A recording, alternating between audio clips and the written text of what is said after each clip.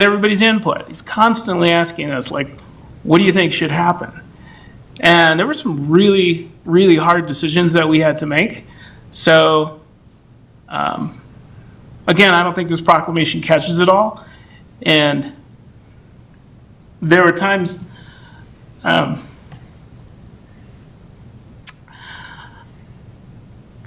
we lost Councilor Briggs, it was hard for me. It's still hard for me. As you can tell, I can't even talk about it. It's hard for everybody who was here during that. And I appreciate his leadership at that moment. Everybody on council, struggled to get through it. So that's one of those things you don't expect. I remember getting the call, and I had to call the mayor, and he said, "Are you serious right now?" And I said, "Yes." And he's like, "This is not okay." And then he asked me again, like, "Is this actually happening?" So it did. We had about an hour, to get everybody aware of what was going on. So these are things that aren't written in any council handbook. Sorry to let you know, but that's not in there. Maybe we'll add it what to do. So I thank you for all of your service. And I don't know if anyone said it, but I'll say it, that I know how much you love this city. Yeah, and I remember you saying, like, people were asking me, like, when we did the branding, and they said it's almost as like, the brand was something like, it's almost like I'm going home, and you were like, I am home. I thought I want that to be my slogan. This is my home.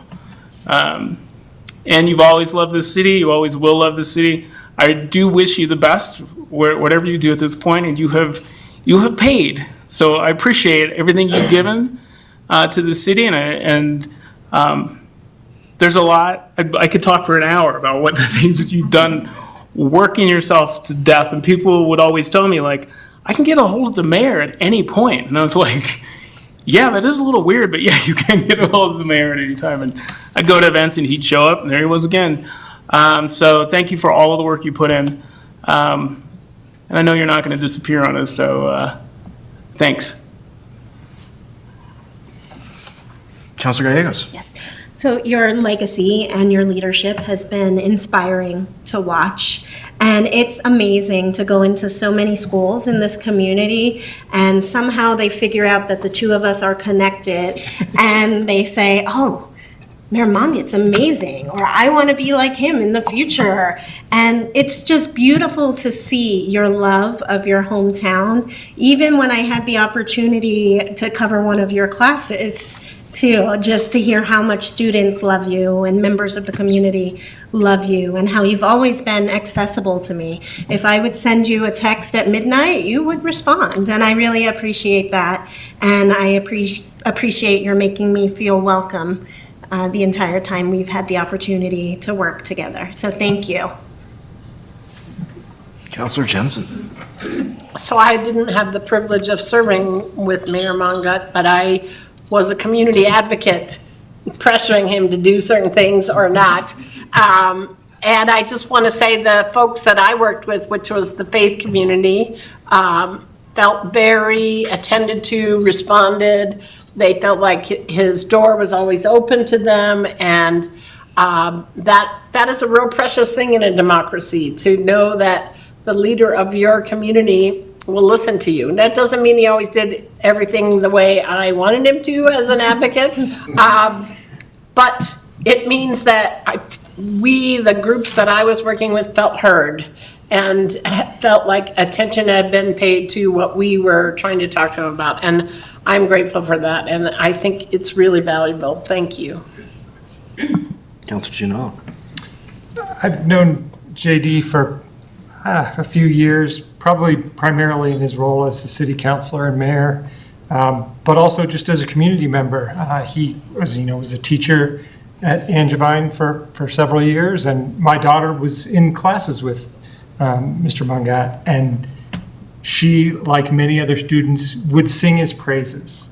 There's a particular anecdote that I'm happy to share, and this relates to my presence on the city council, because without Mr. Mongat's encouragement, I wouldn't be here. But it was really my daughter who kind of pushed me to run for city council, and she said, Mr. Mongat's the best, he's a great teacher. Wouldn't it be so funny if you got on city council with Mr. Mongat and became best friends? And I am devastated that he resigned. I am just really disappointed that I didn't get the pleasure to serve with you, because I've been out there watching you and inspired by your leadership and, everything you do for this community. So thank you so much for your service. Amazing. And I'll just, Councilor Gallegos. Did you want me to? And I'll just say a few words before we vote, because I think most of you know JD from being a teacher, but I know Mayor Mongat in a very different way, from the same school. So I remember JD, little JD, when we were in middle school and high school together.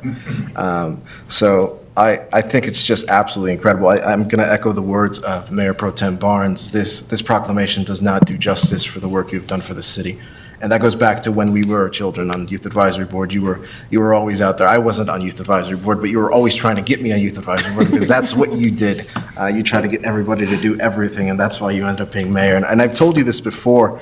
I could talk about just what we've done together for hours, but I've told you this before privately. I think being a young person that was kind of in the political sphere and kind of looking at a future life as possibly an elected, possibly running for something, possibly joining some sort of board, you always want to look for which model do I follow? Who do I look? Which path is there to take? And for the longest time, there was no path to take.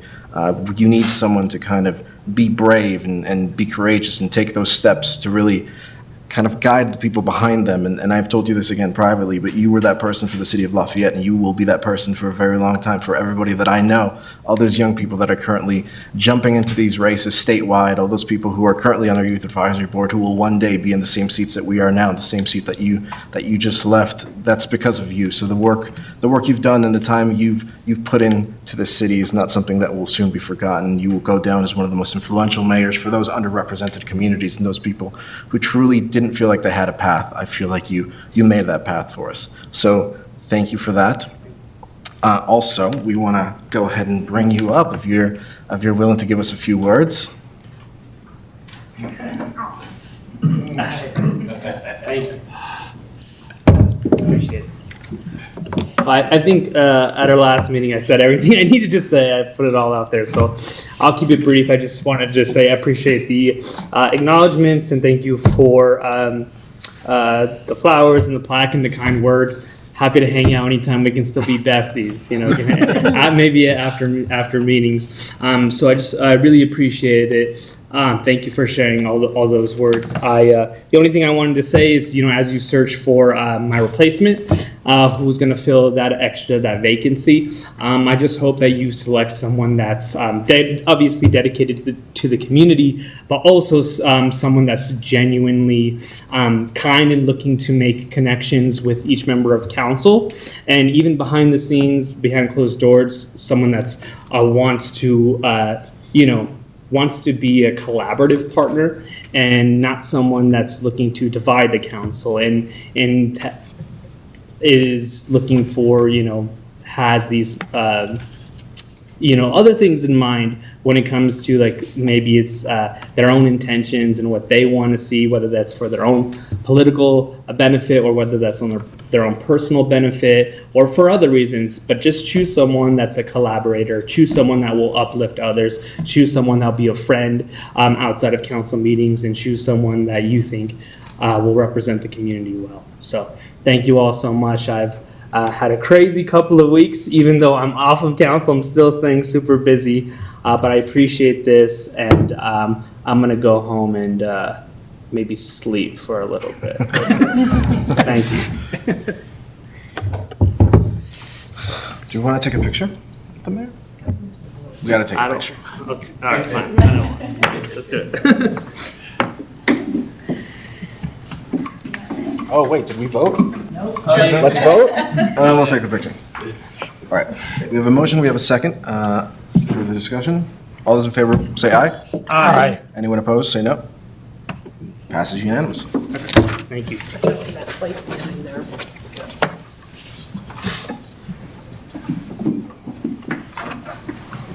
you want to hold it? proclamations. Oh, I guess. I did so.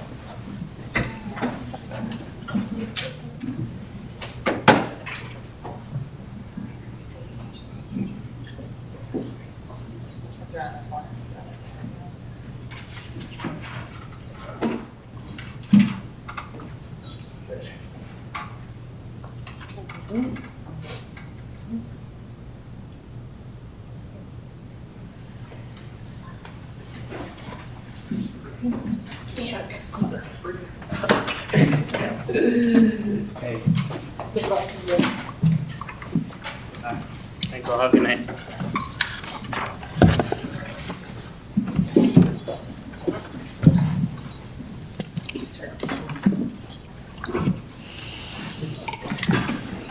And with that, we will move on to presentations. First up is our winter mobility plan. Good evening, Mayor and council members. My name is Callie Hayden, and for those of you that don't know me yet, I'm the Operations and Maintenance Manager for Public Works.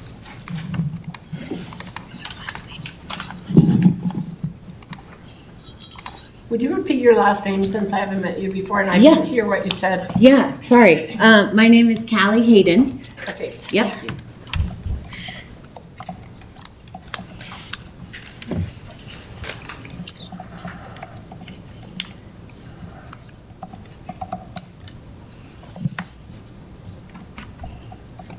Okay, so tonight we're going to talk about, and I don't know why that's up there. Sorry. Okay. Tonight we're going to talk about our winter mobility plan and go over kind of the purpose of it, including our external partnering agencies, our internal team, community roles and programs, communications, winter emergencies, future considerations, and continuous improvements. And then leave some space for questions and thoughts.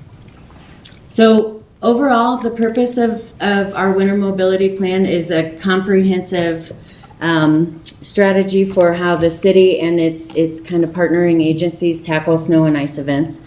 We're bringing it to you guys. We bring it every year. The hope is that you have an opportunity to learn a little bit more and ask some questions before we put it up on the website for the coming snow season. Inevitably, we'll all get questions about kind of why and who and what and where, so trying to give everybody a little bit of an opportunity to kind of learn a little bit more. So our external partnering agencies, we have quite a few. CDOT, as we're all familiar with, has multiple primary roadways in our city. So they handle some of those, and we kind of coordinate maintenance and ownership of who does what, why, when, and there, adjoining those properties. Boulder County is similar. We butt up to multiple Boulder County roadways and in fact share a couple sections of roadways with them, so coordinate the work on those areas. RTD, we work with them on kind of getting their service interruptions and feedback on things that they're encountering. Boulder Valley School District, same thing, right? We're all kind of in each other's world, trying to accomplish the same goal, and so trying to do it without hindering anybody else. And Lafayette Downtown Development Authority, they have a role in the Old Town, primarily parking lots and the business district, keeping those areas clean. So internal team, one of our internal teams is Parks, Recreation, Open Space, and Golf, which is now a part of Community Services. They focus on city facilities, which includes parking and walkways.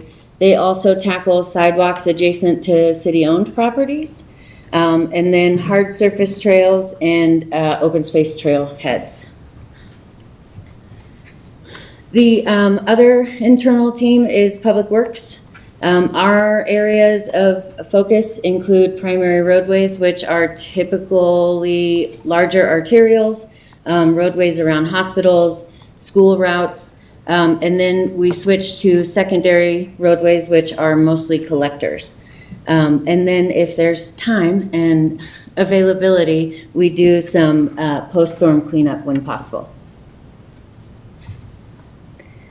The community has a role as well, right? So for those of you that aren't familiar, our city ordinance mandates that the adjacent property owner needs to have their sidewalk clear within 24 hours after the last measurable snowfall or drift.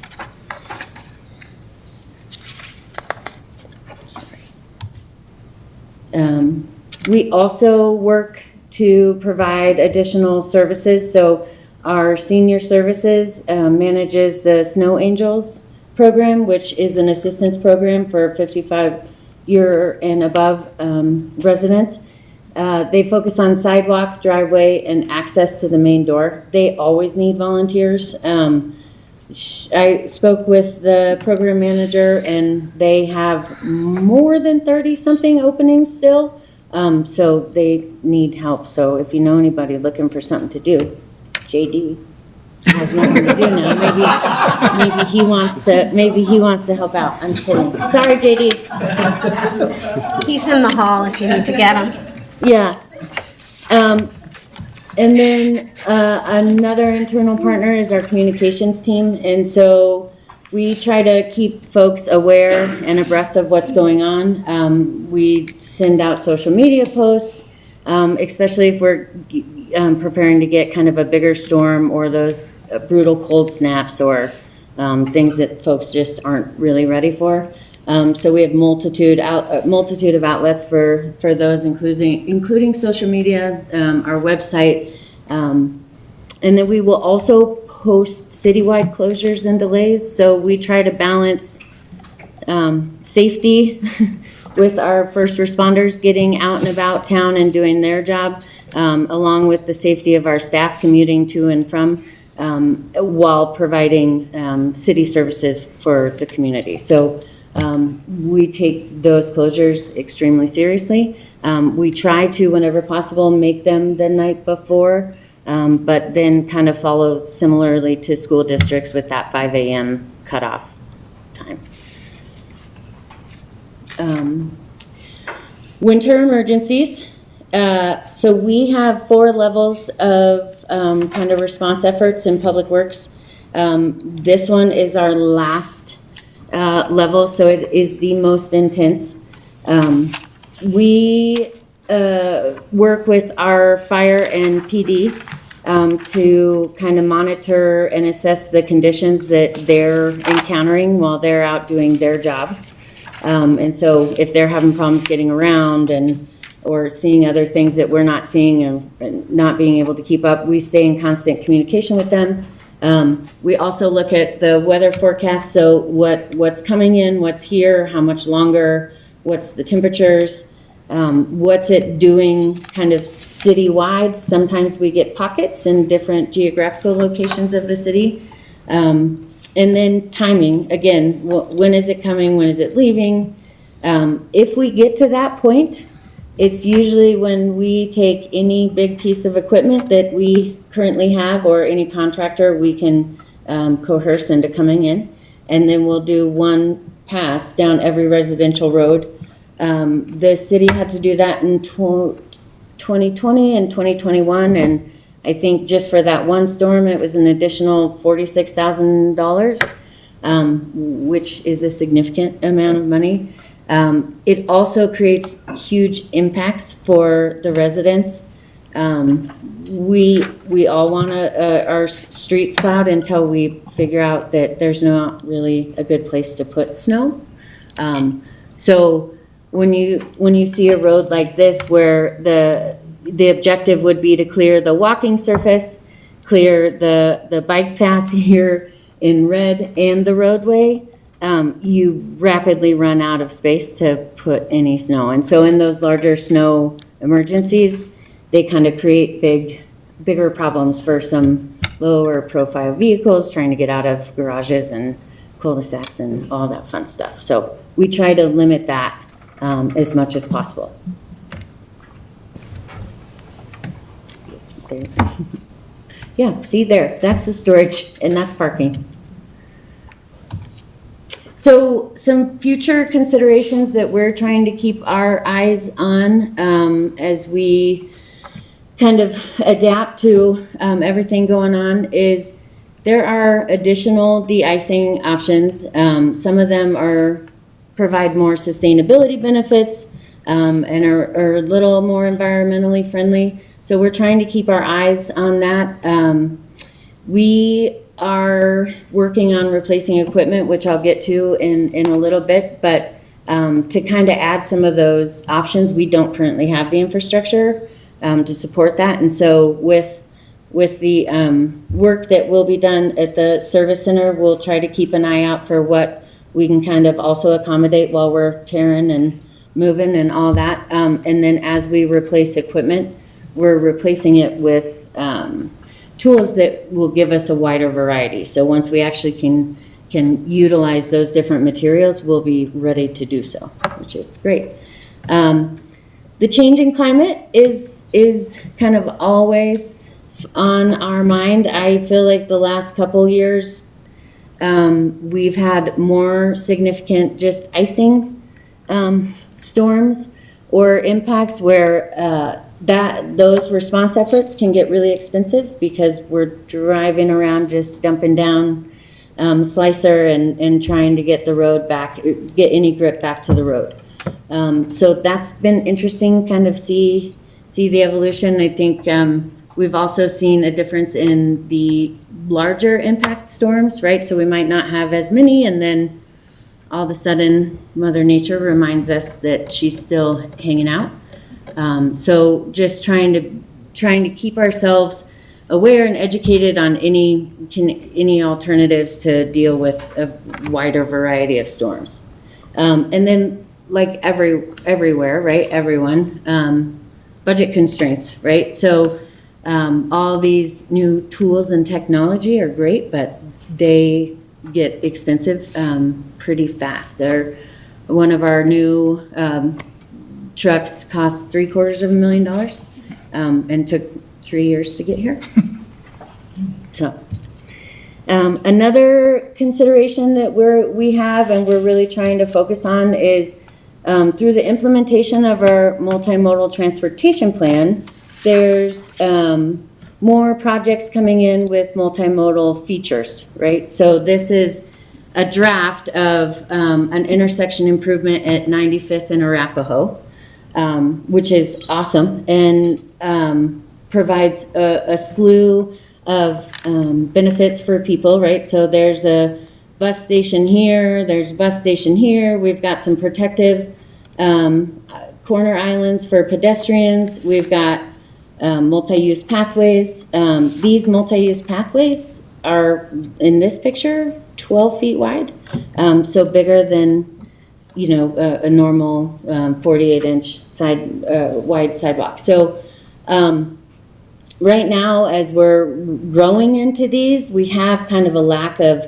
continuity of adjacent services, and then they do take some specialized equipment. And so what we're doing this year, and as some of these start to come online, is we'll be working on contracting those areas out to give us a better fiscal sense of, as we add, it costs X, right?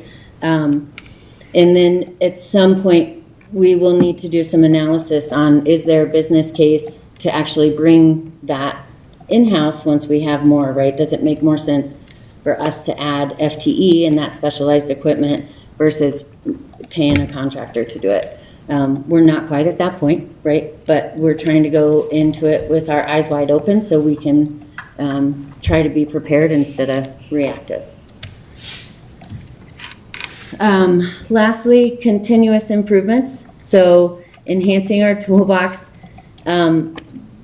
Tim is the only person who was sitting where he was 3 years ago when I swore we ordered new trucks. I swore it.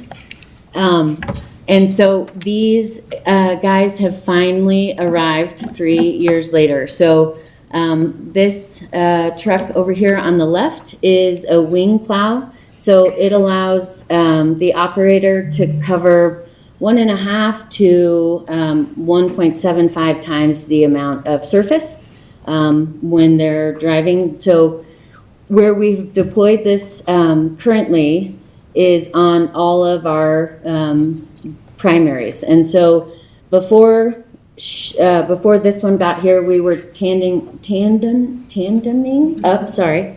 And so we'd have all 4 trucks hit kind of baseline and South Boulder Road and our larger primaries, and then they would break off to do their smaller primaries. With this last storm, we were able to send this one out, and it did a heck of a job knocking out those bigger roadways, which allowed the smaller units, the smaller trucks to get into the residential areas faster, which was great. And I have some video if you ever want to nerd out on it, because it's pretty fun to watch.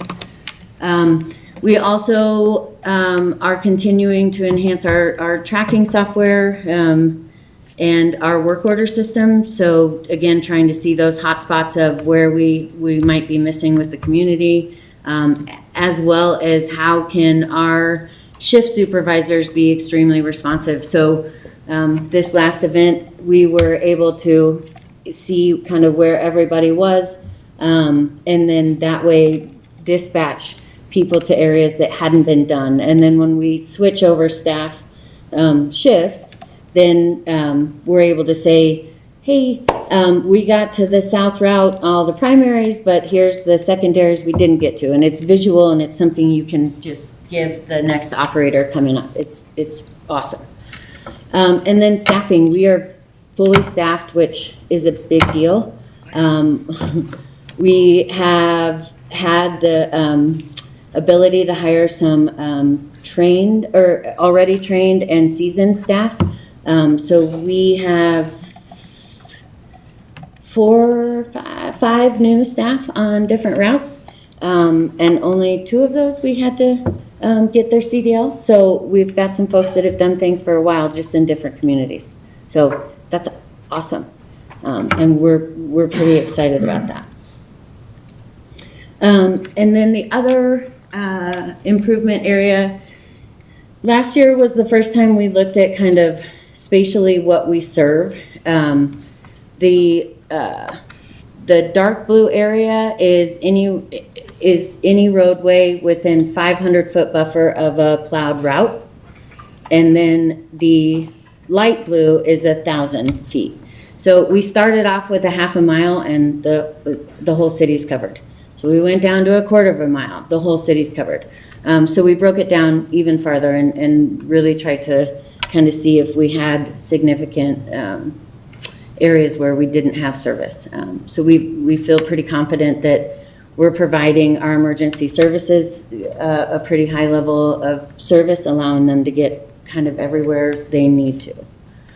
And then data and analysis. So snow and ice is a funny program where it's different every year. So we can keep metrics, but a couple storms will throw those metrics off. So if we, for example, if we have multiple icing events where we spend more money per deployment, it'll change our average cost year through year. If we have a significant amount of snowfall, it can change kind of all of our averages. And so trying to read through those and look at some different trends and try to get some baseline measurements of what we feel is kind of appropriate and what we're trying to shoot for, just because it does kind of change a little bit with every winter. So with that, got any questions? Any questions from council? Council Johnson? Hi. Hi. So my question is about emissions from both the smaller vehicles you use on, sidewalks as well as the trucks. I don't know very much about this. I know diesel is considered, more polluting than cars. I'm just wondering what's going on in the way of technology improvements in this arena that we might look to in the future for how to improve air quality through the use of the vehicles we use. Yep. So unfortunately, while people are working on it, there's not the technology for alternatively fueled or electric only or hybrid or hybrid larger vehicles. They're starting to bring some of those out in the larger street sweepers, but for the snow plows and other winter equipment, it's pretty hard because of the temperatures. They kind of wear and tear. We have several Ford Lightnings in the fleet right now, and they're wonderful. I will say, as somebody who drives one of those, my range kind of cuts in half depending on the temperature. So on those really cold snaps, it can kind of cut the range in half. So while technology's not there yet, it's something that we all kind of pay attention to. Our mechanics, believe it or not, are super into all the fun new technology. I worked at a place before where it was kind of a harder sale, but that's not the case here. And so they're constantly trying to see, Boulder got an electric fire truck. They want to go check it out, and that type of stuff. So we'll keep that in mind as we keep going. And then as far as the emissions, so our newer equipment, right, meets the newer, stricter standards. It comes with a little bit of issues operating wise because sometimes it has to recharge and clean its system out, which is fine. We haven't seen significant issues with that as far as time, how long it takes. We do have some older and wiser equipment that doesn't meet those standards, right? And so as we're able to, through our fleet replacement fund, replace those, we will kind of keep striving towards what's there. Snow removal is one of those ones where it's, right, I mean, it can have a big impact. We also can look at some additives to our diesel fuel, but because we have a pretty big mix of aging equipment and newer equipment, that aging equipment doesn't handle the biodiesel as well, and so we have to kind of slowly step into it. Otherwise, we run a risk of our other emergency response equipment, such as our sewer vacs and our backhoes, of not operating. So, yeah, we're not there yet, but we're paying attention. Thank you. Yeah. Any other questions from council? Councilor Giannola? A couple. On the multimodal example, you talked about specialized equipment for that. Can you just talk a little bit about what that is? What kind of specialized equipment? Yeah, so in Public Works, we have really big toys, right? And bringing our really big toys into areas like this clearly is not going to work. Parks, they have some smaller equipment, but it's going to take a lot for them. And so I think we would look at more of the utility type vehicle or UTVs, either with the brooms or the plows, a little bit wider and then a little more graceful. This intersection, for example, in talking with our teammates in parks, they don't have a piece of equipment out there currently that goes anywhere close to that's that size, right? And so then again, it's like, okay, well, right now it doesn't make sense for us to have that equipment. There's no business sense behind it. But as we continue to kind of expand, Okay. we'll need to get, different things. Yep.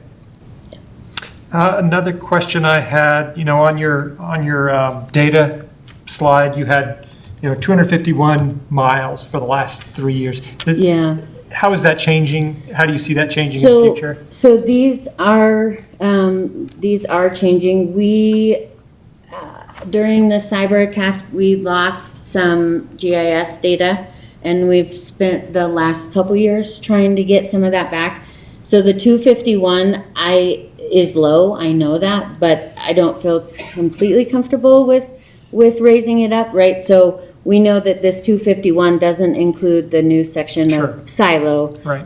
Or the new section of Willoughby. And so as we're able to kind of get GIS fully going, they have been awesome. They've had great interns the last couple years, and so we've really been trying to build that back up. This will continue to climb with, some of the bigger developments coming online.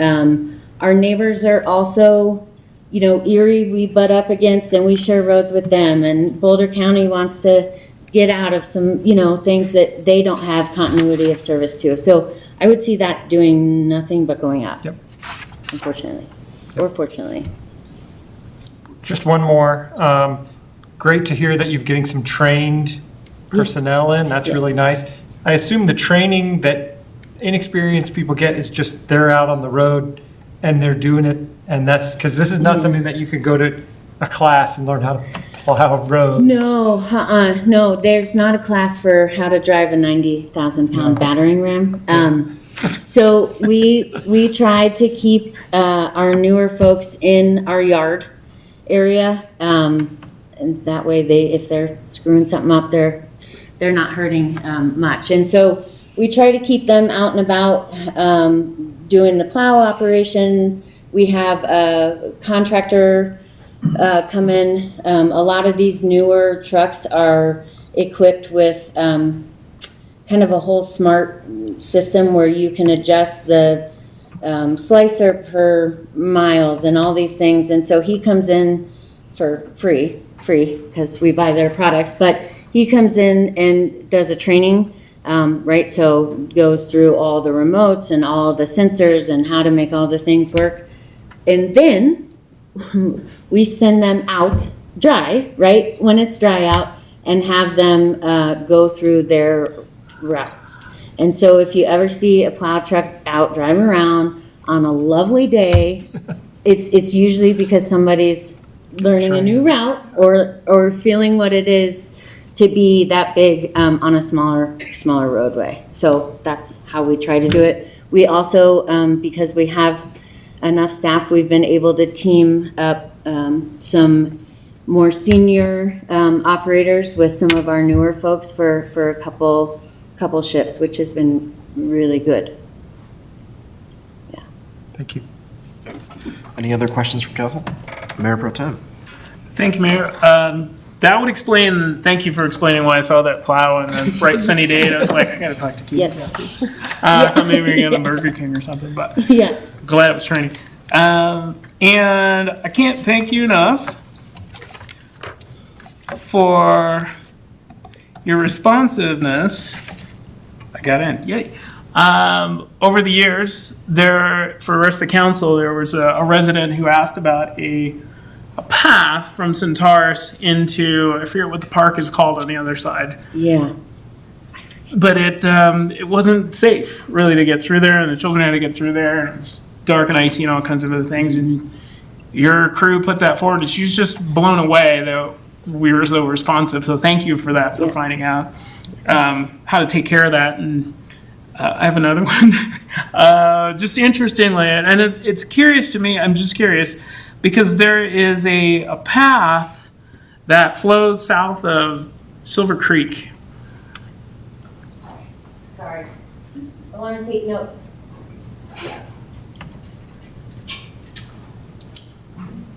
I'm ready. So it's a multi-use path that goes south, and I think the HOA is responsible for clearing that. But then North Vermont tees with that, and there's an emergency pass-through through there. And I happened to be walking through there, and someone in a recliner bike, it was a person with another person in back. It was a double recliner bike. It's amazing. And they couldn't get through because the snow was piled up in the emergency pass-through.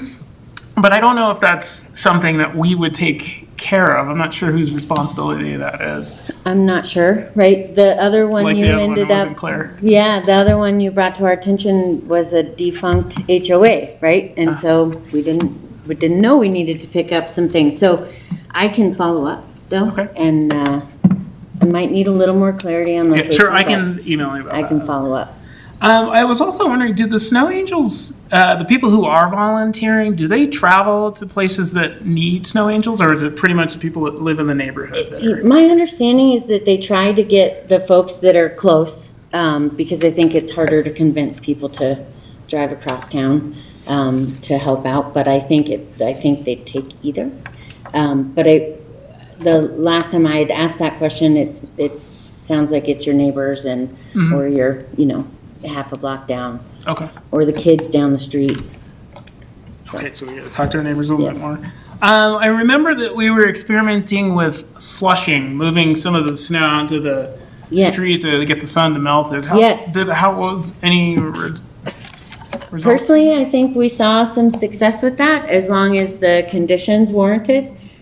We did it this last time, actually, on South Boulder Road, and then parts of Emma. So, for those of you that don't know, when we first go through roadways, we try to widen them up, right? And if you go back to that balancing act screen, we go through the middle, worry about the road, make sure our fire trucks and our police can get through there, and then we come back and we try to widen it out for the on-street bike lanes.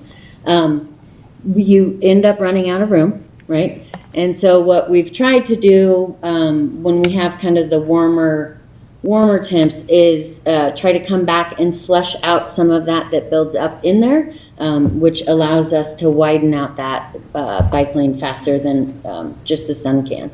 The only drawback to that is you have to have pretty decent temperatures. Otherwise, you're just throwing chunks of ice out into the road, and people don't appreciate that very much. So we try to do it as we can, and there are, right, Colorado's great, we get a lot of sun, and so whenever we can, we try to pull them back out and try to help kind of that melt off. And just two more things. I really appreciate what you do for our city. I work in the city of Boulder, and there's some people who aren't really happy with the way the plowing goes in the city of Boulder, but I think we've got it really covered. And I'm going to finish with, thank goodness we are fully staffed. Thank I you, know. all city staff Yes. for making that happen. I remember 2021, Yes, we were calling everybody and their grandma to come out and start pushing stuff around and the Yeah. backhoes and everything. So Yep. this is great news. I really Yeah. appreciate it. Thank you. That's for all your awesome. work. There's a team down there that, I'm super pumped to get to hang out with, but it's great to be fully staffed, and it's great to have some folks that are engaged and prideful in their work. We talked this morning with them about myself coming here tonight and I gave them a warning, but if you ever want a ride along, it's pretty fun, it's pretty wild. City Manager Doling experienced one too, so if that is something of interest, please let us know. It's kind of wild. And the service center's coming. And the service center's coming. Oh. Yeah, Tell them we said thanks for hanging on, but we'll get it. We'll get her done. yeah, it's getting there. Yeah, great. Amazing. There doesn't seem to be any other questions from council. Thank you so much for joining us tonight. Thank you. Moving on, next is our 2025 Year in Review video, which is brought to us by our interim communications director, Natalie Miller. Good evening, Mayor and council members. Let me just get this ready. Since 2019, we do a year in review video, and it's kind of a tradition that we all really like to do, and staff really appreciates because it's a reflection of all the progress we've made over the years, all the accomplishments, all the things that we brought to the community, all the community has brought to us as well. So without further ado, I will play that. Before you show that, where does this live, or who do you share it with? We usually present it at council tonight, and then tomorrow it'll be on our website, lafayetteco.gov/year in review, and then we plug it in a news flash and all our social channels. So basically all our communication channels that will be available.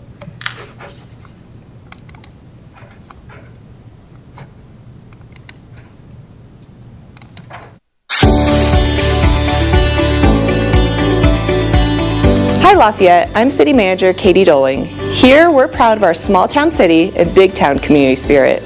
2025 was a year of connection, creativity, and meaningful progress, where neighbors, businesses, and city staff came together to make Lafayette shine. I'm excited to share what we've achieved together. Across the city, we saw innovation and collaboration that continue to strengthen Lafayette's future. Let's start in Old Town, where energy and excitement continue to thrive. This year, we launched the Downtown Development Authority, creating new opportunities to invest in the heart of Lafayette. We're also continued a key planning effort to update our land use code. This multi-year project is modernizing standards that will guide future growth to align with community values.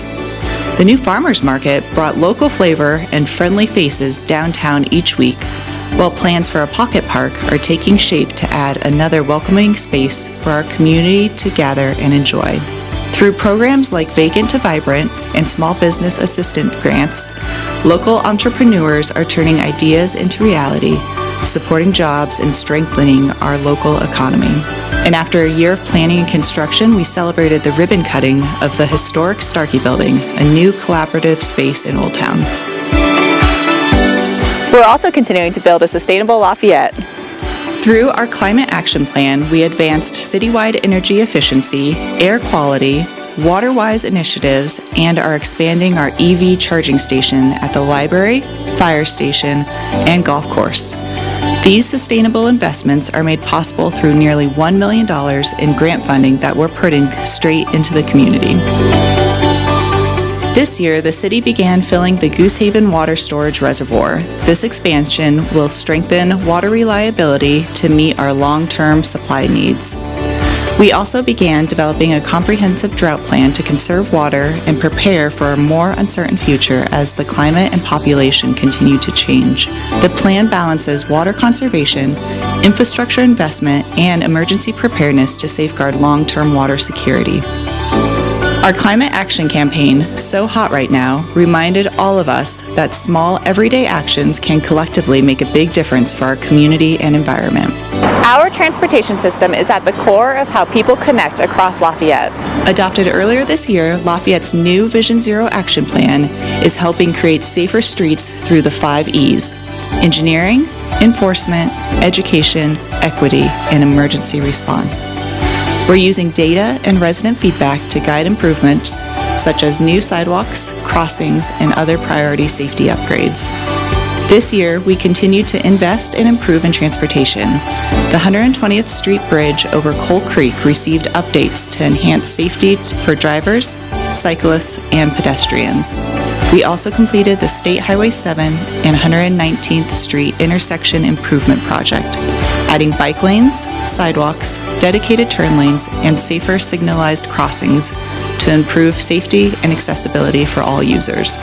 Thanks to Lafayette voters, next year the city will advance 3 major facility projects: the renovation and expansion of the Bob L. Berger Recreation Center, modernization of the Service Center, and a new Civic Center will support our community for decades to come.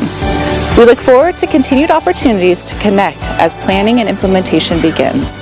Lafayette earned national recognition as one of GoBanking.com's best places to live and celebrated the ribbon cutting of Willoughby Corner.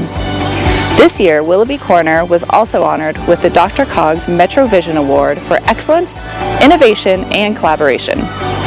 With the continued dedication of our City Council, residents, and staff, this year has reminded us what's possible when we work together. There's a lot to celebrate, but we've also experienced loss. As we close out the year, we take a moment to remember former City Administrator Fritz Sprague, a trusted, kind leader and mentor whose influence is still felt throughout our organization. His love for Lafayette and its community remains at the heart of who we are. Lafayette is a place that welcomes you, a place where people care, creativity thrives, and community comes first. Thank you for being a part of what makes Lafayette great year after year.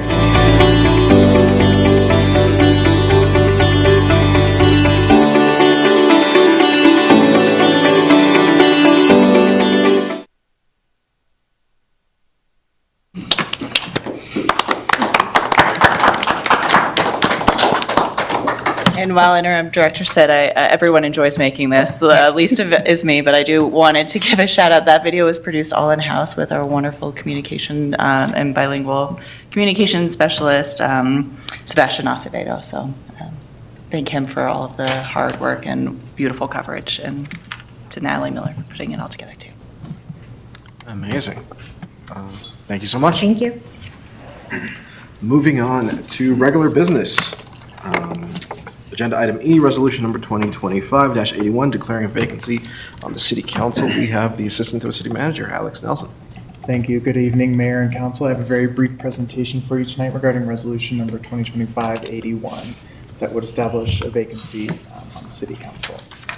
So as you'll recall, at your last meeting, Mayor J.D. Mangat resigned from city council and his term was scheduled to end in 2027, so that does create a vacancy on the city council. Our code of ordinance contemplates this situation and outlines a process for how to handle it. And it begins by city council declaring a vacancy via resolution at the city council's next meeting.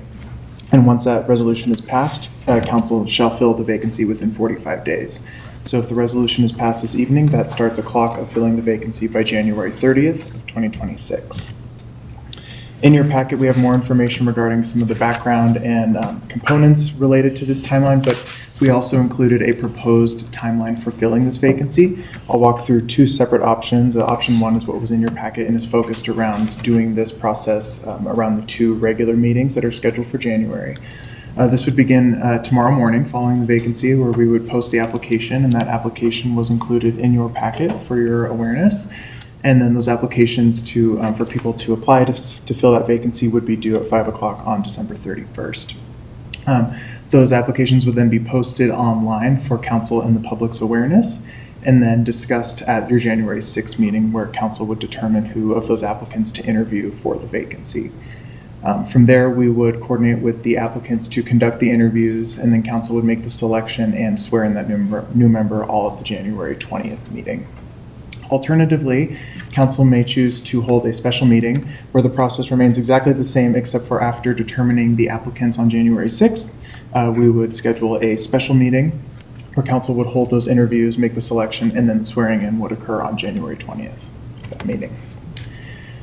So there is a motion after this, but we are looking for two items of direction this evening. First is, of course, determining which of the two options you would prefer, and if you would prefer to hold a special meeting, which date might work in January.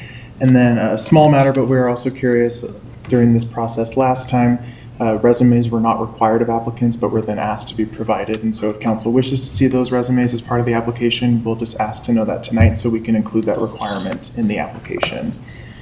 So as I mentioned, there is a motion for the resolution, but I'll turn it over to the mayor to see if there's any questions. Thank you so much. Before we get into discussion, any questions from council? Councilor Jensen. So as I read the relevant ordinance, we have 45 days to complete the process, but we could complete it faster. Is that not correct? That is correct. And what I don't know is we're planning a council retreat in February. Are we planning it in February to accommodate this process, or do we normally have it sooner than that? Yes, in part to accommodate this process, as well as we're also implementing the new board and commission work planning process that'll take place in January, so that February timing will accommodate that as well.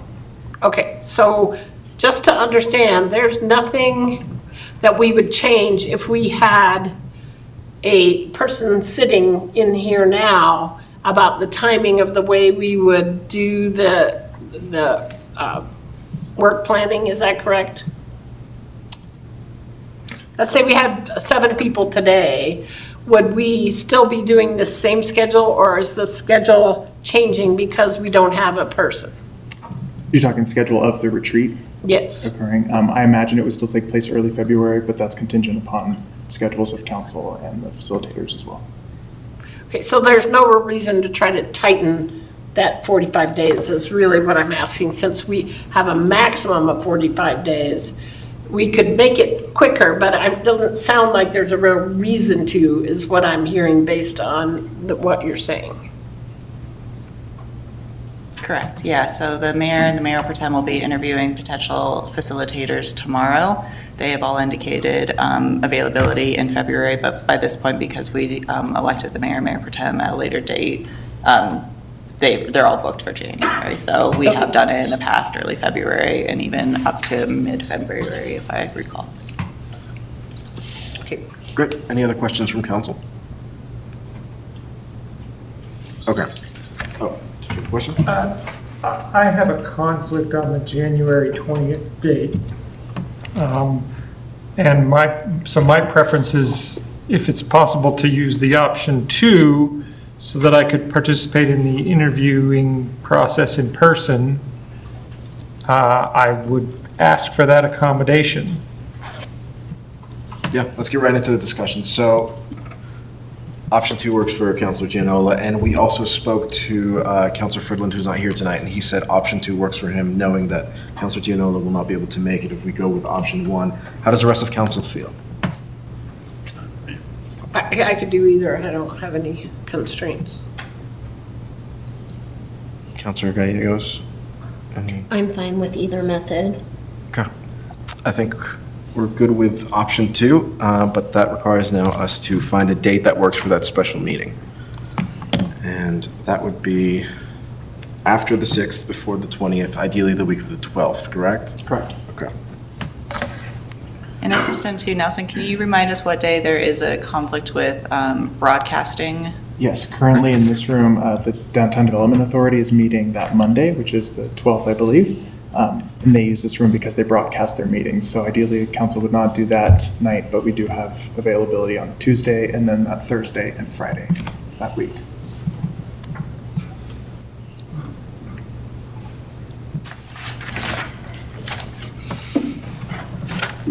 I'm going to throw Tuesday the 13th out just because we regularly meet on Tuesday, but any thoughts from council?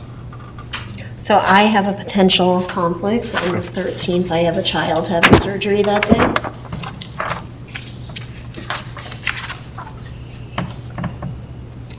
I think we do have a senior advisory board meeting that day, or is that am I inaccurate with that? That might be the case. I believe they meet starting at 4:30, so most would not be a conflict if this started at 5:30.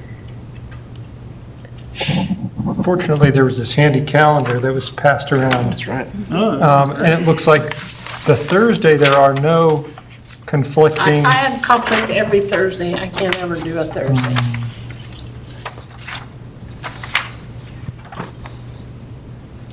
The Wednesday is looks like the Public Art Committee is meeting that day.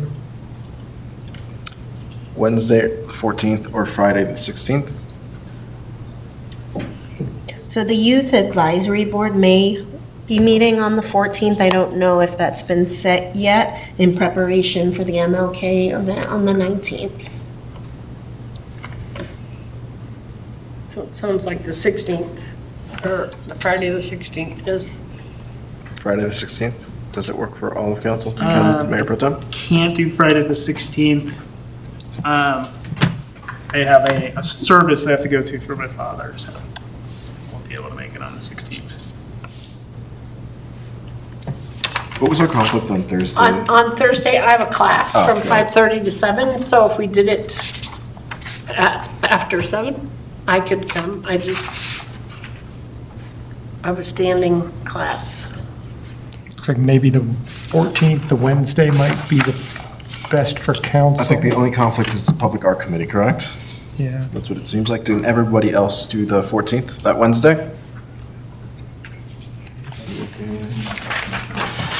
So I was just informed the planning commission will have their meeting on that day because of the holiday. So, and they will be televised as well, which I apologize if we didn't notice before. So you will, the senior advisory is not televised. So from a conflict, yes, you'll be overlapping that, but from a broadcast perspective, there won't be any issues. What day is that? The 13th, 13th. Tuesday. But that's the day you said you couldn't do I it? have a child having surgery, so I don't know. I can come possibly.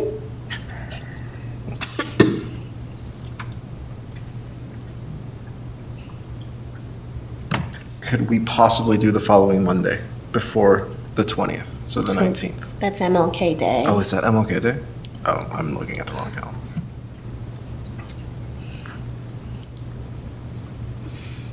Can we do send out a doodle or something and include David and get the best available date? Could I throw another date out? Friday the 9th?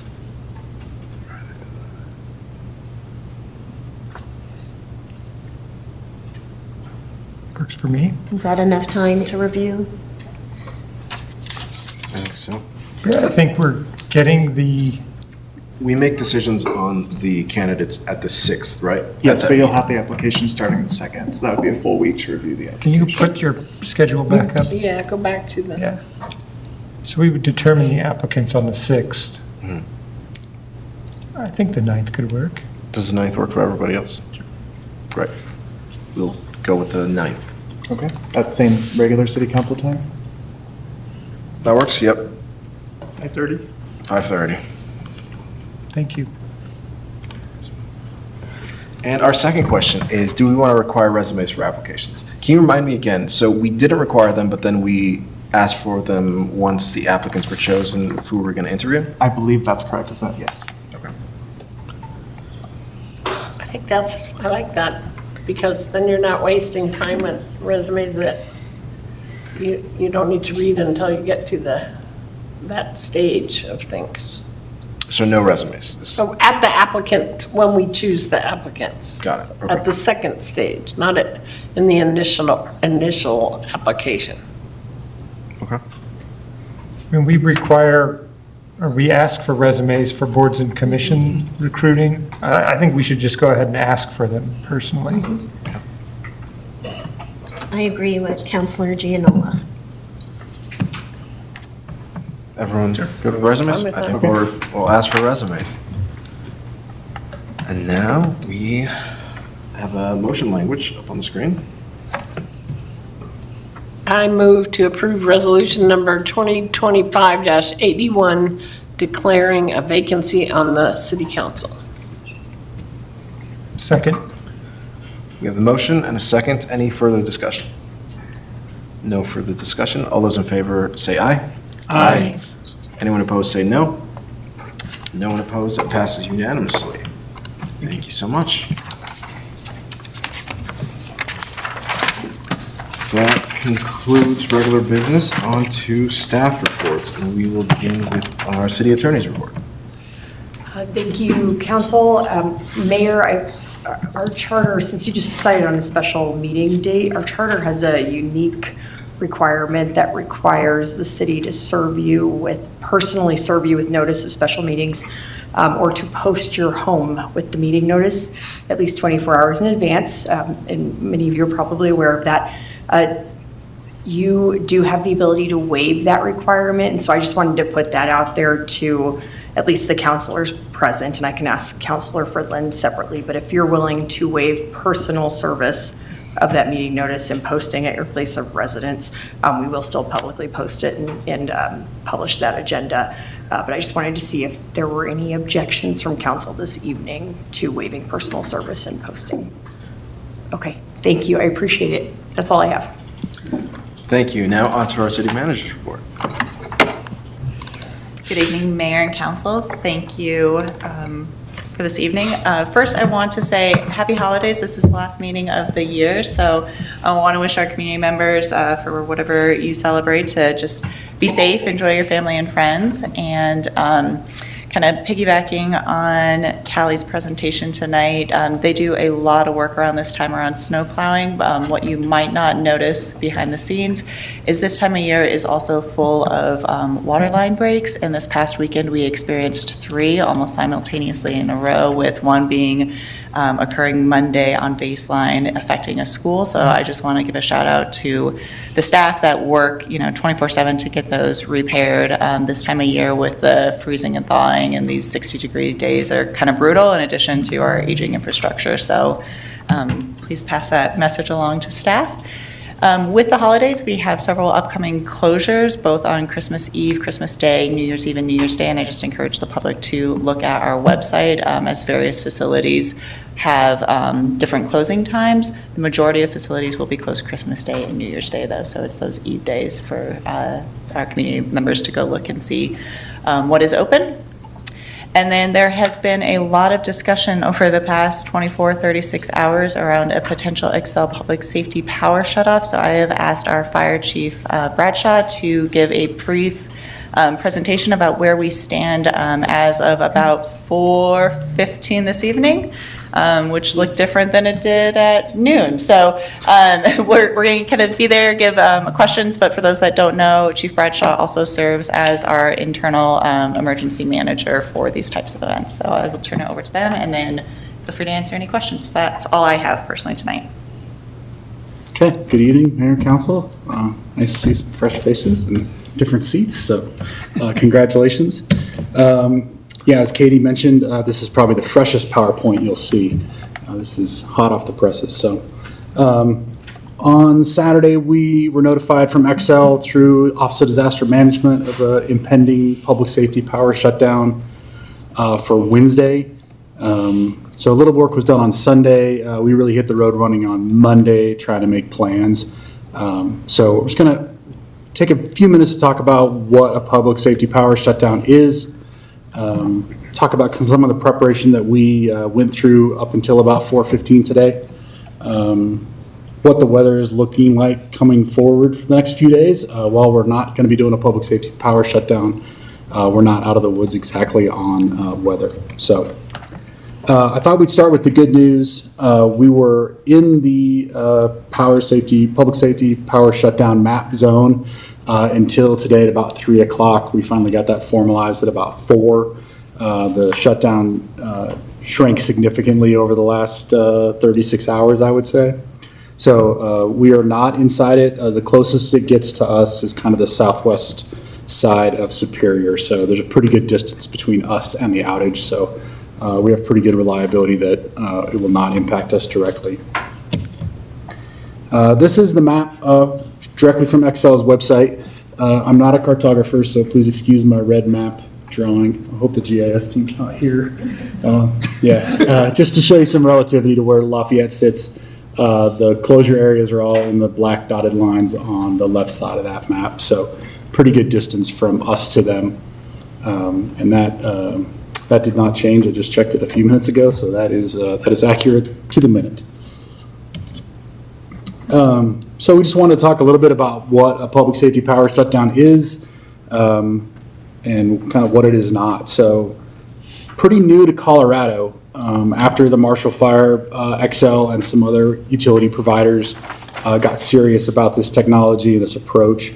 It's been happening in California for several years. If you remember the brownouts in California years ago, it was kind of a second iteration of that.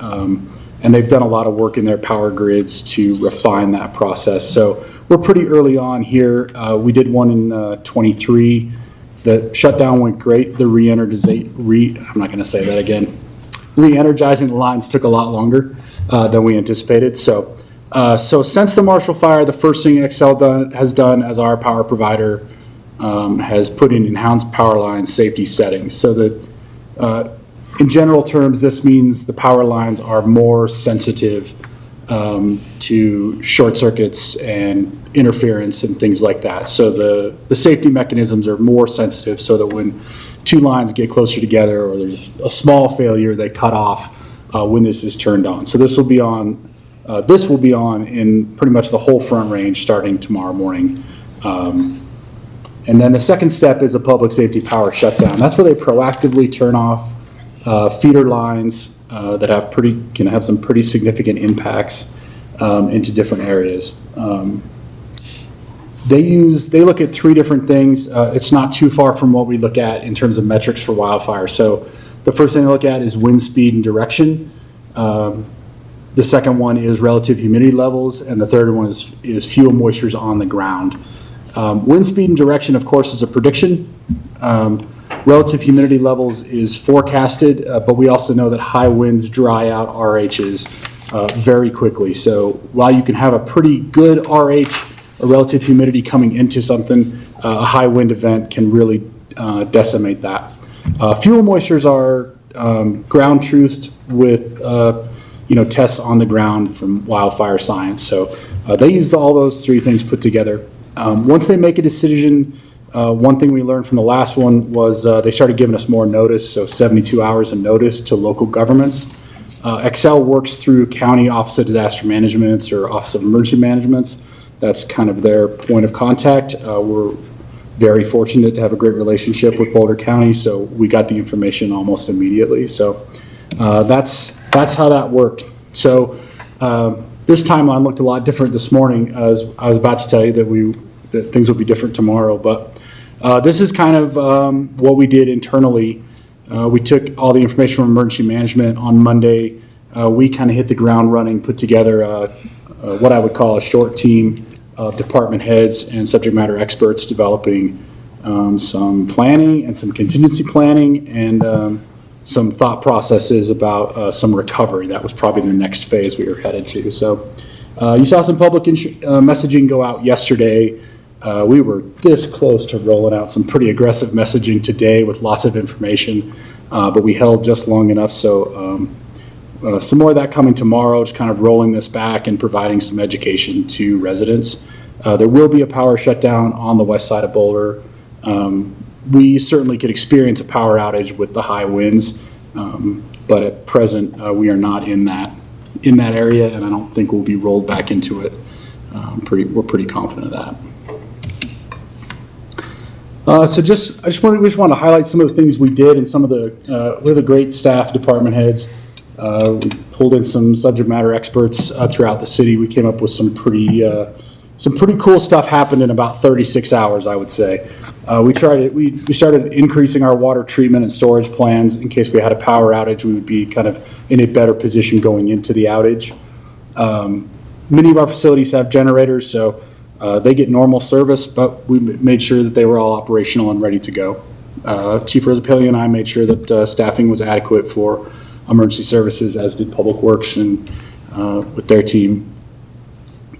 Then we really looked at what was essential in city government to run, what had to keep going Wednesday, Thursday, Friday, and we were crafting plans to keep all those things running.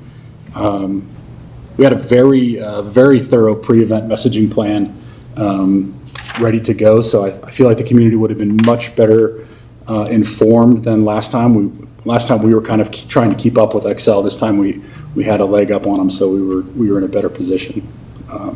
As I mentioned, we were talking about, Deputy City Manager Davis and I were talking about recovery planning and kind of starting to forecast all of the things we could be dealing with on Thursday and Friday and Saturday. So we're still talking about those things in terms of the wind event, just not the power re-energization.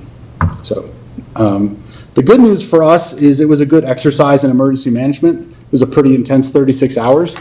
We did some good work. I think we held steady to the principles of emergency management and really relied on our subject matter experts. So we let everybody work within the fields that they normally live in, which is far more efficient than trying to teach new skills on the fly. So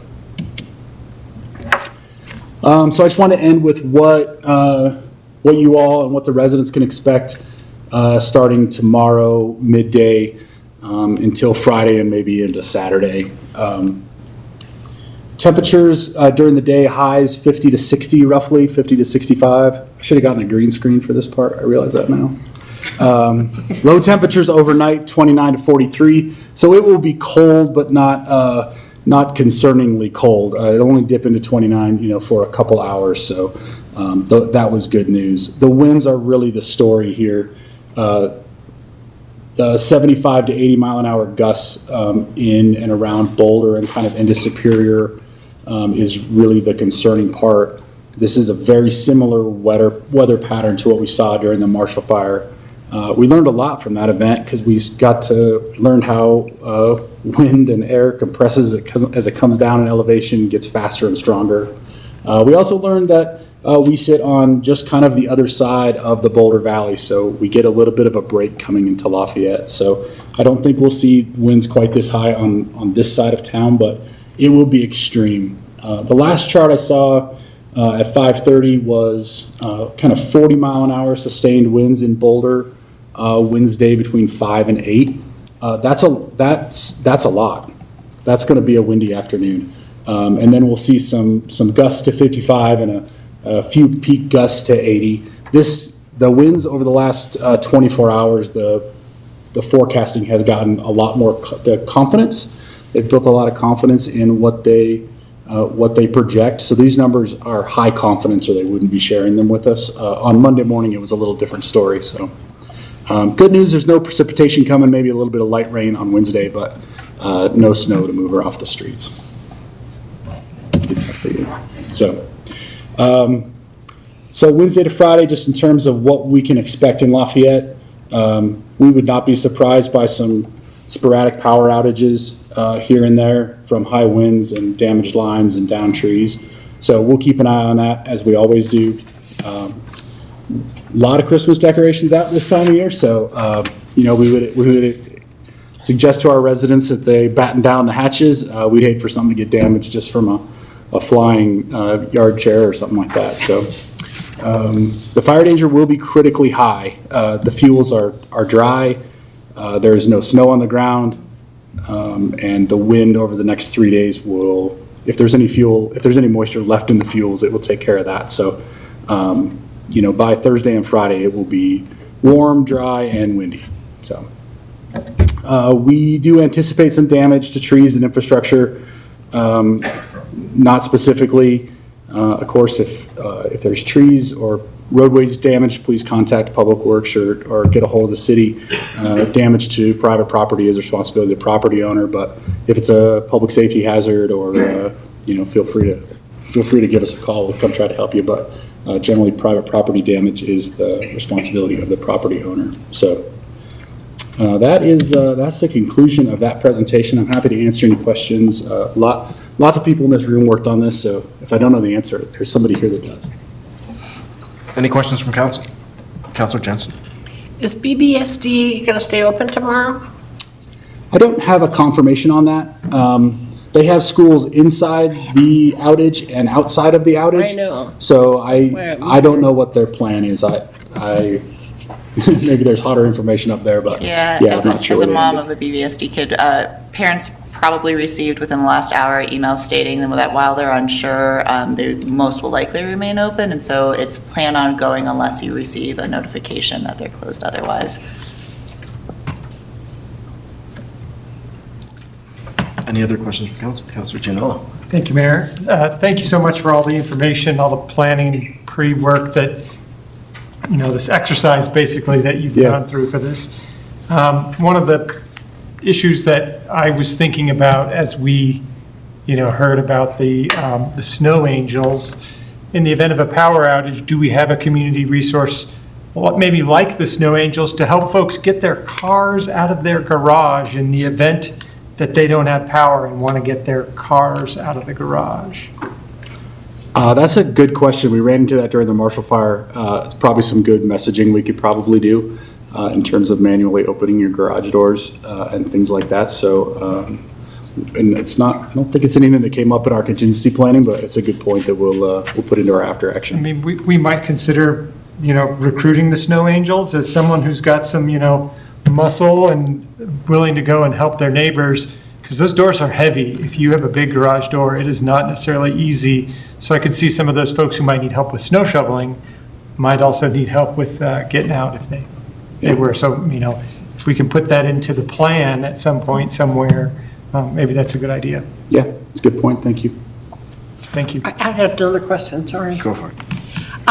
When I was getting the pre-notices, I was thinking about people who need oxygen or other medical devices and wondering, is there a place they can go that we should be telling them that, you can go to the lobby of this hospital or wherever if you need somewhere that your medical device can be hooked up? And I didn't see that in any of the messaging, and maybe it doesn't exist, but I was curious. That message was coming, yeah. The first piece of advice we would have is if you have something that is necessary and it plugs into the wall, that you should start making plans within your own set of networks and friends to find find a place to go with power. You can't, police and fire are pretty cool, but we can't make power in the middle of the night. It's one limitation we have. So We were working on other city facilities for temporary power and recharging. We're pretty much a group that lives on things that are charged overnight. So we were working on that. But for medical durable equipment, really the message is think early, think often. Try to come up with solutions to your own equipment. During the last outage, it was one of the things that came to the top. So it was top of mind this morning. We felt like we were going to hit that with some just-in-time messaging, but shifted at about 4:15. So Thank you. yeah. Any other questions for the chief? Mayor Pro Tem? Thank you, Mayor. I can't thank you enough for getting ahead of what we were getting from Xcel Energy, and I'm trying to be nice. So thank you for just going ahead and doing it. I'm not really impressed with the initial information we got from Xcel. So thank you for going ahead and getting it started. There's such a stark difference between this and what preceded the Marshall Fire. I really, really appreciate the incredible progress we've made towards understanding, what do they call it? Pods? Octagons? Polygons, that's it. Polygons, That are gone. One of those. I really appreciate this preparedness. I think it would be imperative if we had this as a case study to tell residents what all the city had done. Maybe the slide deck, maybe it's just a summary of what it looks like, but each one of the slides is super informative. I think that would be helpful for us to convey that we have the plan, and former Councilor Mayor Pro Tem Walton kept asking about the continuity, COOP plan. This is the emergency plan ahead of time. She also mentioned going upstream. So I think we have swam upstream to the place where we got ahead of what could potentially happen. And but we're not out of the woods per se, because the Marshall Fire happened during a wind event. So I'm so glad that everybody's watching and hopefully soaking everything they can so it doesn't get wet tomorrow. And I have some other comments, but I'm going to save those for councilor comments. So thank you for letting us know what you did in advance. Yeah, we made a couple of really good decisions. The first one was we assumed the worst case scenario moving forward in our planning, which turned out to be super useful. I think there was a lot of him and hawing, so City Manager Doling was kind of the leading of the charge there. So I appreciate that. And Deputy City Manager Davis and I were just talking about COOP planning, continuity of operations. So definitely all front of mind stories, just trying to get some capacity to work on some of those things. So I appreciate the comments.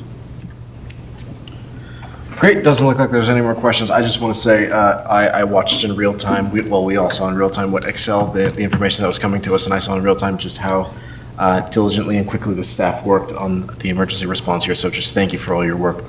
I know it's an exercise because of what it turned out to be, but you did amazing work in actually getting us prepared for this. So it was a good team. We had fun, mostly.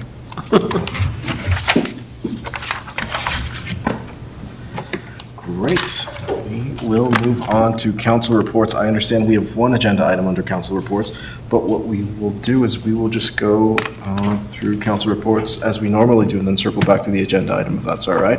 And we'll start over here with Councilor Gallegos.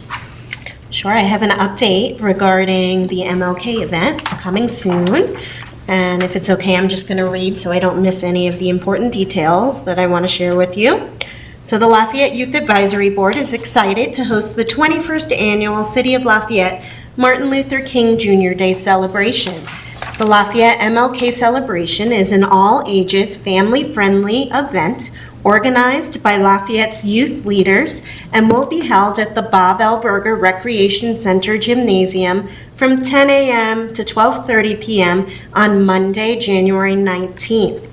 The Lafayette Youth Advisory Board welcomes community nonprofit organizations and agencies to join us in honoring Dr. King's legacy of racial justice, nonviolence, equality, community empowerment, and to promote the community's engagement with their organizations. Organizations will be provided with table space free of charge to actively engage with the community and provide information about the work of their organizations. This event is nonpartisan. and we request that community partners not actively engage in campaigning and soliciting votes. We welcome voter registration and voter education tables to promote civic engagement and informed participation in our community. Space is limited. To reserve a spot, please email the Lafayette Youth Advisory Board Staff Liaison, Melissa Heisel, melissa.heisel@lafayetteco.gov by January 2nd. Hope to see you all there. Thank you. Counselor Jensen. I had two items. The communication we got in our council email about the power lines and the shutting down, it was from a restaurateur. And it did make me realize that there are segments of our economy that are going to really suffer more when we have to shut down power. And the folks who communicated talked about burying power lines, and I know nothing about that. I have no idea why we don't bury power lines, but I was wondering, because of its impact on certain segments, like and people who also have, medical equipment, if we could get sort of a staff report on why we don't bury power lines, what the restraints are from doing that, what would be safer. Because I mean, if we have these several times a season, I could see it really hurting some of our small businesses that really rely on power to do, manufacture something or make their product. And so I don't know if the rest of you would support that, but I'd like to know more about why we're doing, I mean, obviously Excel doesn't want to get sued again, as they have, and I don't blame them. And they also don't want a fire to happen. But are there other options besides shutting down the power, like burying the power lines? And what are the obstacles to any of those other options? So I spoke before this meeting with Katie about, bringing this up to try to just learn a little more about the circumstances and what else we might do besides just shutting down power. So I don't know, it's, what needs to happen next to explore that further, but that's one comment I have. Should I stop there or? No, you can keep going. On that, pardon? Keep going. Okay, the second item is I went to, and so did Tim, the Commuting Solutions meeting last week, and there was a presentation about what's called the RTD, what is it? Accountability Committee, do I have the right word? Anyway, so there's this group that's been meeting as sort of experts looking at how RTD is structured and its governance, and they are going to be recommending some changes in legislation this next year, which I believe will impact us. So I just wanted to put a pin in as we deal with CML and whatever is going on statewide, that we pay attention to that, because I think we may want to weigh in, like if they're changing the districts, do we like, if we're in a district where it's all Weld County and then us, that might not be where we want to be, if they rechange the district. So I think we just need to pay attention to that legislation as it goes through the process and make sure it doesn't negatively impact us. And they're talking about fewer board members and some slots on the board for people with certain kinds of expertise, which right now it's just everybody runs in their district. There's no at-large members, and there's no criteria for who can run, like, do you have to meet certain criteria? So, like, I don't know, would it be a transportation planner needs to be on the board, or an attorney, or somebody who is a bus rider? I don't know what they're going to come up with, but I think it's worth us paying attention to as it goes forward. So those are my 2 comments. Thank you. Mayor Pro Tem Barnes. Thank you, Mayor, and thank you, Councilor Jensen, for reminding me I was there. It's been one of those weeks, and one of the there were a lot of eye-opening comments at that meeting. I really appreciate the the opportunity to attend. And the legislative breakfast is coming up for Community Solutions in January, so I think we should consider somebody representing and being there for that. One of the other statements made was that they potentially could make an increase, RTD, an increase in taxes for next year in order to cover some of the costs they're incurring. So it's another reason to pay attention to a statement like that, to say, is this something that they're actually going to do? So that we are aware of what potentially could happen. And I'm going to transition into my comments, or I guess I already did. I did want to mention to everyone to please take a look at the Extended Producer Responsibility Program, which is a really, truly a stunning advance for us in Colorado. And you can find information about it on the Colorado or CDPHE Department of Public Health and Environment. And this was really a game changer. House Bill 22-113 created recycling for the whole state of Colorado for free. And the cost to do this is put back on the producers. After a lot of research and support from many different EcoCycle in Boulder County, and even support from other national institutions where they figured out how to do this, they made the point that the return for businesses is that they can have the raw materials they need for packaging and take away those transportation costs if the recycling is done right here in Colorado. So this will provide it to rural communities that do not have the capacity to do recycling. And this is really a game changer that Colorado is about to have this in 2026. So again, that's the EPR, or Extended Producer Responsibility Program, and that's on the CDPHE webpage if you're interested in learning more about what is about to happen. I was also fortunate enough to attend a lantern walk at Wanaka Lake with the person who spearheads Friends of Coal Creek, Casey Lyons, and it was just a magical event. I highly recommend our residents attend.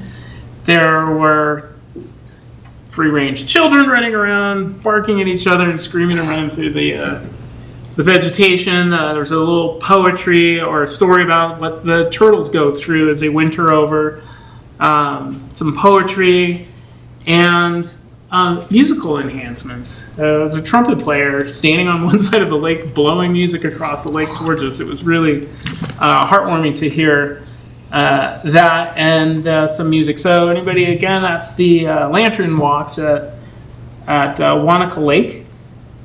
And I would like to dip a little bit more into, these are the comments that I had when we were talking about the preparations for this wind event. And I'm not sure if this is captured in our climate action plan, but this is right now it's one of the vulnerabilities that we have. If our infrastructure is vulnerable to this vulnerable, or what was being indicated to a wind event, we need to consider that, especially if we're looking at resilience.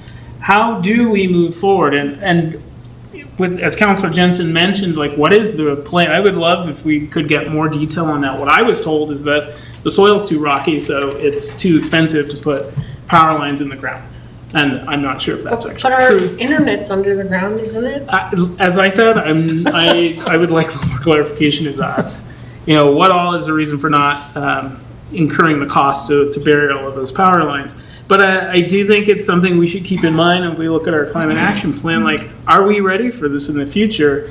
And it's arguably a connection between our changing climate. If maybe you've noticed these 60-degree days, breaking water mains and freezing at night. That's what drives. And from what I've seen, there's the last forecast I saw is a 52-degree change in temperature tomorrow night going into Thursday. And that's enough to spoil anybody's tea party. So if this is something that's coming forward, it's something we need to consider, like how vulnerable are we to not just wind events, but these dramatic changes in climate in our infrastructure? And again, I'm not sure if it's in our cap plan, but we could get maybe SRAB to lean into some of that.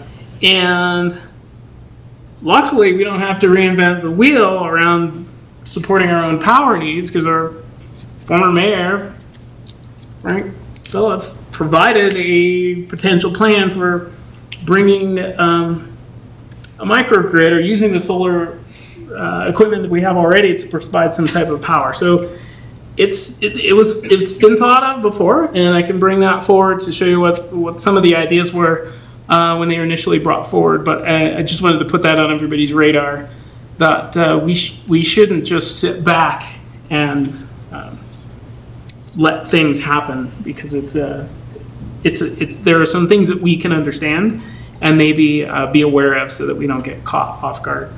And I think that's it. That was a long one, but thank you. Thank you. Councilor Gianola. Thank you, Mayor. I don't have anything specific tonight, other than, want to wish the community happy holidays and a great end to 2025. I would be in support of learning more about burying power lines. If that's something we can ask the staff to, get some information to us, I would support that. Amazing. Thank you. Okay, moving on to me. I just have one thing before we move into our agenda item. It is about the boards, commissions, and committee assignments. So you should all have received an email from me. For the public, we are, as I'm sure you're aware, there are many boards, commissions, and committees that are here within the city, and there are many others that are regional that this council either serves as liaisons to or serve as members on regionally. For council, this is just a reminder, please reach out to me and let me know of the preferences, availability by this Friday. We're hoping to have these finalized and appointed by our next council meeting, which is January 6th. And staff did an amazing thing. You all have a color-coded calendar in front of you that actually lets you know when the meetings are. So if there's any sort of conflict, it's just a great reference guide. So just let me know by this Friday what your preferences are and what your availability is. And we will move on to agenda item H, which is the selection of planning commission interview panel and interview date. For the public, city council voted to reopen the planning commission application in the hope of bringing more candidates in for the one vacant seat currently on planning commission. And that application closes this Friday, the 19th, from my understanding. So what happens is the application closes, and then there will be a panel, a three-person panel of members of this council that will then interview the candidates. And our job today is to find out who that panel is. From speaking to councilors individually, it sounds like we have our three. I just want to confirm Councilor Gallegos has volunteered, Mayor Pro Tem Barnes has volunteered, and Councilor Gianola has volunteered. So we have our three-person panel for these. The only final thing we need to do is pick a date. There was 2 dates that worked for our city staff, and those were Tuesday, December 23rd, and Monday, December 29th. So I'm just gonna kind of ask the three members of the committee, which one of, are those 2 dates still good with staff? Yeah, Start there's speaking a on different, you could do the 30th, we're just looking for some capacity to be able to post the agenda, and then with the applications being due at midnight on the 19th, to be able to post notice would require a tight time frame for the 22nd. So ideally 22nd, 23rd, if those, what did I say, 23rd, 29th, if those don't work, we can look at different options, but I'm hoping council could find one of those two. So to the three members, just running through these, the 23rd, does that one work? Mm-hmm. See you. They both work fine. They both work for me. I'm almost there.